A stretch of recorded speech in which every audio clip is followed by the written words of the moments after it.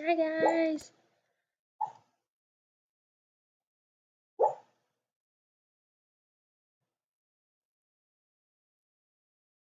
That was my puppy dog. She's having a dream.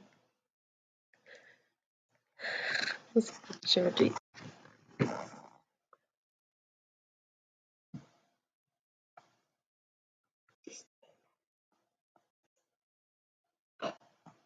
You're on camera, Tips. She was having a dream. Anyway, so hi guys, Miss Acton here teaching you reading. I'm excited about today because we're going to learn about something that I think is really cool. It's something that I have a good time teaching, and it's about icebergs. So we're going to connect our binoculars that we talked about yesterday to icebergs today, and then tomorrow you're going to see how both of them work to go with the text that we're going to be reading tomorrow, and then taking a test over on Thursday. So our we will, I will statements are we can ask and answer questions about a text. So who, what, when, where, why, how questions, and then make an inference. So using your brain, your background knowledge, which you already know, plus the new information that you find out in the text to create an inference. So a really good guess. So first thing I want to do is I want to go over some of the vocabulary and specifically the word icebergs. I have some vocabulary work for us to do in our Jamboard. So the word iceberg is something that's probably going to be new to you guys, and that's perfectly fine. And there's some other words in this text that are going to be new too. I want to make sure that we know what they are, so when we read the text, I don't have to stop and explain it to you. So the first one is iceberg. So it's basically a giant piece of ice in the water. And what makes them so cool is that you can see the tops of them, they're sticking out of the water like floating, but then underneath the water is where they really are enormous. They're really big, and it actually makes them pretty dangerous. As you can see down here, this iceberg has a big chunk of ice underneath the water that you wouldn't really see. Then this picture right here gives you a great example of that. And that's actually the picture that we saw yesterday, where I zoomed in right here and those little specks that are actually penguins with binoculars. So this one is a really good example where a ship could just be traveling through this water, heading right for this iceberg to get a close look at those cute little penguins that are right there, and then doesn't realize that underneath this iceberg, it's a giant piece of ice that's underneath there, and the ship hits it, gets a big hole in it, starts to sink, and then all of a sudden you have a ship in the bottom of the ocean. You've got people that were on the ship that might be stuck in the middle of the ocean, and usually that's not a good thing. So icebergs are really cool, but they're really tricky. You're going to find that in the text that we're about to read. So first thing I'm going to do is working on some word work with you guys, just so when you see the word iceberg, you know how to read it and you can know how to spell it once you leave with me today too. So the first word is ice, because that's what an iceberg is made out of. It's a giant piece of ice. So the beginning of our word iceberg is ice. Then we have the part burr. And the reason why I have a little girl in this is because that little girl stands for the word her. So when I say the word her, we know that it has the same ending sound, that sound, but it has a different beginning sound. So you would just take that H and put it with a B sound, b, b, bike, and do burr. So you already know the word her, so use it to figure out what that second part of that word is, burr. And then the last part is our G, and we know that from our alphabet chart that G is g, g, goat, G, G, goat. So you take all those chunks and you would be able to read through that word iceberg with no problem. So let's do some word work with it. All right, so Miss Acton's going to delete some cards and you're going to tell me what is missing. So we've got the word iceberg. Close your eyes. Close them. Open them. What's missing? Right, ice. Good. Iceberg. Good. Read it with me. Iceberg. Good. All right, close those eyes. Open them. What's missing? Ice. Burr, good.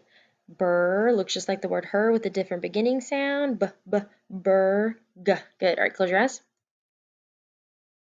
Open them. What's missing? Iceberg. The G. Yep, the G at the end. Good job. All right. Next part. All right, so this one Miss Acton's going to be mixing it up, and we've got some other pieces that we're going to add a little bit later to make it a little bit trickier. So let's go through this really quick, all right? So I want you to close your eyes. All right, open them. Tell me what to do. What goes first? Ice. Good. All right, close your eyes. Miss Acton's mixing them up. What goes first? Ice. What about ace? No, get that out of there. Ice. Good. Iceberg. All right, close your eyes. Miss Acton's mixing them up again. Adding another card to it. All right, open them up. What goes first? Ice, not ace. Not her, but burr. And then good job. All right, close them. Miss Acton's mixing them up. Now all of the cards are in there. Keep those eyes closed. All right, open them up. What goes first? Ice. Good. Ace doesn't belong. Her doesn't belong. And J for J doesn't belong either. Iceberg. Good. All right, so now we're going to finger write. So you're going to spell out the word iceberg with your finger. Don't touch your screen. If you have a touch screen, you're going to pause the video. Just hover above it. If you don't have a touch screen, you can actually write on the screen and spell it. So let's start. Iceberg.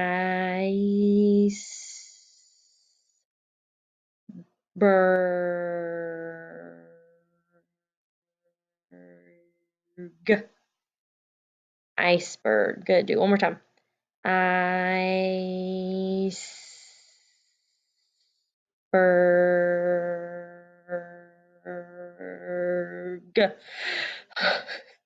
Iceberg. Good. Underline it. Iceberg. Good. And if you want to do that some more, any of those other word works, you can go back in the video and pause them. Always fun stuff to do. All right, so another word that you're going to be seeing in this text is called glacier. And it's only mentioned one time, and it's just giving you more information about icebergs. So glacier is an even bigger piece of ice. I mean, look, this thing goes all the way back into the mountains over here. Just this giant piece of ice, and it has parts of the season where it gets warmer, and chunks of it break off, and you can actually see some in the water down there.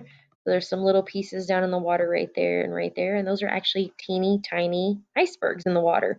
Now, bigger pieces will come off like right there. It looks like there's a spot that might be getting ready to come off.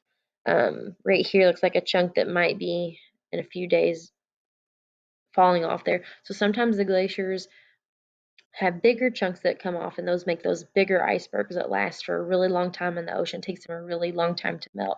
So these things really are enormous chunks of ice. So just imagine what that iceberg looks like, or what that glacier looks like underneath the water, how big that is underneath the water. So it's really hard for something like that to float completely on the top. All right, and then the last word that you're going to be seeing in this is a name of a ship called the Titanic. Titanic, and that's this guy right here. And basically what happened was this Titanic was going through the ocean, and they didn't have any binoculars to look for the iceberg, and they hit one really hard, and it ripped a hole in the Titanic, and water started filling the ship, and the ship started to sink. And they had lifeboats, which the only thing I don't like, because this is an illustration, this is an actual picture. The only thing I don't like is that there's not any lifeboats in the water right here, because in the real situation, there were people that were in these lifeboats all around the water, basically watching it sink. And there were even some people that didn't make it onto the lifeboats that are swimming in the water, and some that even were trapped on the ship that went down with the ship. So it really is a sad story, but it's an interesting story. That's why Miss Acton likes it so much. Another word that you're going to see in the article too is the word enormous. I'll show that one to you too. And enormous, hopefully you guys know, is just another word for really, really, really big, and that word's right down here. So this is your form that you're going to be filling out today. So you got to put your name right there, and then read this text. Miss Acton's going to read it for you right now, and then I'm going to go over some of the questions with you too. Don't forget that there will be videos posted with each one of those where I'll read the questions to you too. Okay. So let's read this text and get started on your work today. So this text is called Tricky Icebergs. We're going to tell you how icebergs can be tricky. An iceberg, you see that word? Better read it right when you read this on your own. An iceberg is a big piece of ice in the ocean. You can find them in cold or warm water. They are parts of an even bigger piece of ice called a glacier, and we saw pictures of those. Icebergs are good at playing tricks. They may look small when you see them, but they are hiding a secret under the water. A big secret. And this picture shows you a great example of that. I mean, it's still pretty big up in the top, but look how enormous it is underneath. I mean, if a ship came up on that and just said, "Oh, it's just a tiny iceberg," and tried to like go past right here, they can't even see that it like jets out right there, and it would rip a hole right in the side of that ship. So they're hiding a big secret underwater. When you look at a part that you can see on top of the water, it is hard to tell how enormous it is under the water. Ships and boats have to be careful around icebergs. They might think they are small, but underneath they are big enough to sink a ship. In 1912, that's important to remember, come back to the text to answer a question about that. In 1912, one ship called the Titanic did get too close to an iceberg. The Titanic had no binoculars to help it see an iceberg that was far away and hit it. The ship had such a big hole from the iceberg that it could not float and sank to the bottom of the ocean. Sadly, some people on the ship sank to the bottom with it. Goodness. Sad story, but an interesting story. And it's also teaching other people lessons like, hey, you need to make sure you have binoculars on the ship with you so you can see things that are far away. We learned about binoculars yesterday. Shout out to binoculars from yesterday. Woohoo! And that when you see an iceberg, you need to stay away from it because you have no idea what kind of trick and secret it has underneath the water. So let's go over some of these questions quick. Who should be careful around an iceberg? Is it seals, ships, teachers, or Justin Bieber? What makes an iceberg so tricky? It is big under the water. It sneaks up behind you. It ties your shoes together so you trip. It makes the water colder. When did the Titanic hit an iceberg? 1912, 1812, November 17th, 2020, or last Sunday? That one's a good one to go back to the text and check that date. Where is the big part of an iceberg? On top of the water, under the water, its stomach, with a glacier. Why do ships need to be careful around icebergs? So they do not hit it, so they do not hurt their feelings, so they can stay friends, so they can catch more fish. How could a ship use binoculars when it sees an iceberg? So how could binoculars help them? They could watch birds with the binoculars. They could throw the binoculars at the iceberg to move it. They could use binoculars, they use the binoculars to see where the iceberg is. This one's our infer question, so this one takes a little bit more thinking. So think about what you know in your brain already and what information the text has given you. Infer on what the sentence means about the people that sadly sank with the Titanic. What is so sad about it? So this sentence says, sadly, so something's being sad. Sadly, some people on the ship sank to the bottom with it. So they sank to the bottom with the Titanic. Why is that so sad? Is it sad because they are mermaids now? Is it sad because they live at the bottom of the ocean? Is it sad because they died from drowning? Or is it sad because they did not have binoculars? So why is it so sad that some people sank to the bottom of the ocean? And it really is a really sad story.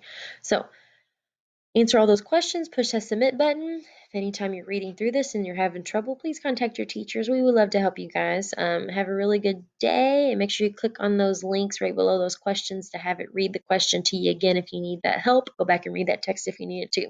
Bye, guys.